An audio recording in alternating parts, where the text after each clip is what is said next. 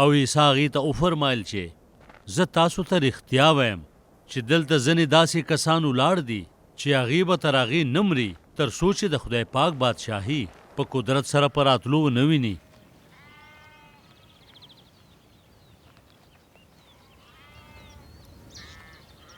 شپږ ورځې پس عیسی د ځان سره پطرس، یعقوب او یوحنا روان کړل او یو اوچت غره ته وخېجول او د هغې په وړاندې د هغه شکل بدل کړی شو.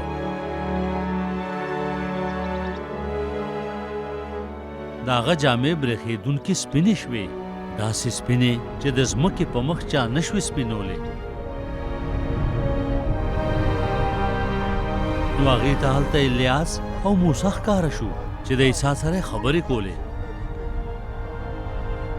نو پطرس عیسی ته وویل چې مالکه زموږ دپاره دلته پاتې کېدل څومره ښه دي، موږ له اجازه راکړه چې 3 جونګړې جوړې کړو، یوه ستا دپاره، یوه د موسی دپاره او یوه د الیاس دپاره.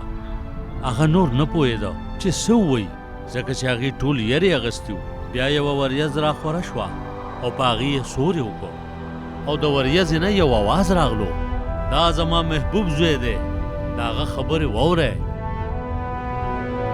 ناګهانه چې کله هغې ګیر چاپېره نظر واچولو نو څوک یې هم ونه لیدل، خو صرف عیسی د هغې سره پاتې و.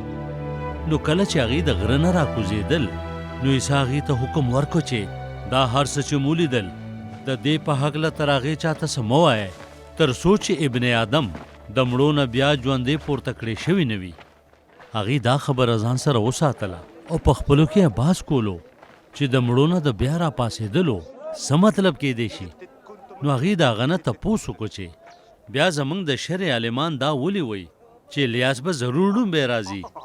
هغه جواب ورکړ او الیاس به ډومبی راځي چې هر څیز سم کی، خو په صحیفو کې لیکلی دي چې په ابن آدم به ډېرې سختۍ تېرې شي او په سپک نظر به ورته وکتلی شي. خو زه تاسو ته وایم چې الیاس خو راغلی دی او ورڅه چې د هغې خوښ وو هغه یې ورسره کړي هم دي لکه چې د هغه په هکله صحیفو فرمایلي وو. چې هغې موریدانو ته واپس راغلل نو ګڼ خلک یې ورسره ولیدل چې پکې د شرع عالمان هم وو او باس یې ورسره کولو. هر کله چې هغې عیسی ولیدلو نو ټول خلک حیران شول او په منډه هغه له ستړي مشي له ورغلل. هغه تپوس ترې وکړه چې دا د څه باس روان دی. په ګڼه کې یو سړي جواب ورکړ استاذه ما خپل زوی تاله راوستی دی، هغه پیریانو نیولی دی چې ورنه خبرې نشي کولی. کله چې پیچپه راشي نو په ځمکه یې راولي او په خوله یې زګونه راشي، غاښونه چیچي او بدن یې ایغ نیغ شي. ما ستا موریدانو ته خواست وکړو چې دا ترېنه وباسئ خو هغې پاتې راغلل.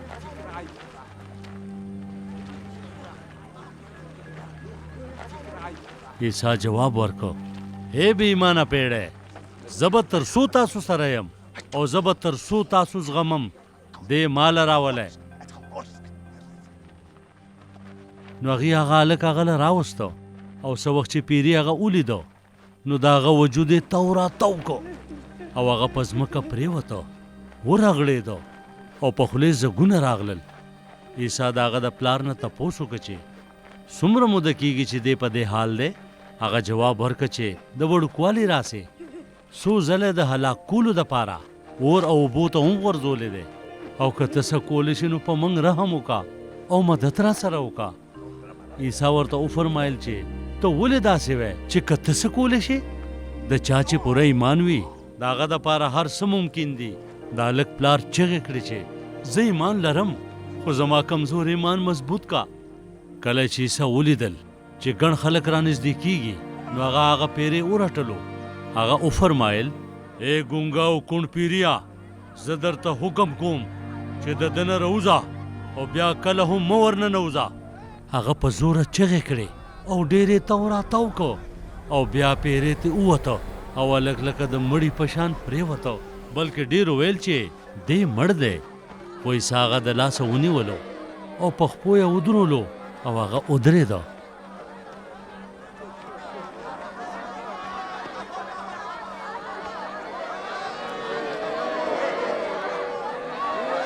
بیا عیسی دننه لاړه او د هغه مریدانو ته ځان ته تپوس وکړو چې دا موږ ولې نشو شړلی. هغه ورته وفرمایل دا قسم صرف او صرف د دوا په وسیله شړلی کیږي.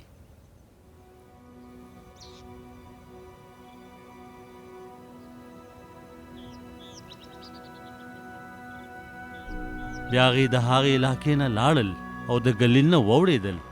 عیسی دا غوښتل چې هېڅوک پې خبر نشي چې چېرته دي، ځکه چې هغه خپلو مریدانو له تعلیم ورکولو او ورته یې وفرمایل چې ابن آدم به د دشمنانو لاسونو ته حواله کړی شي، هغې به دې قتل کړي، خو د مرګ نه 3 ورځې پس به هغه بیا را ژوندی شي. خو هغې د هغه په خبره نه پوهېدل او د یارې نه تپوس ته هم نشو کولی